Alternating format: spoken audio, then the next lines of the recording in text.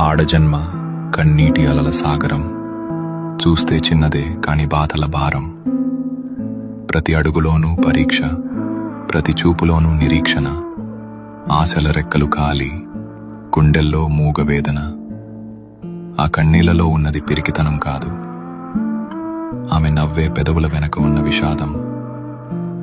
లోపల ఎన్ని గాయాలైనా బయట పడనీయదు, గతం ఎన్ని చీకట్లను తెచ్చినా తలెత్తుకు బతుకుతుంది.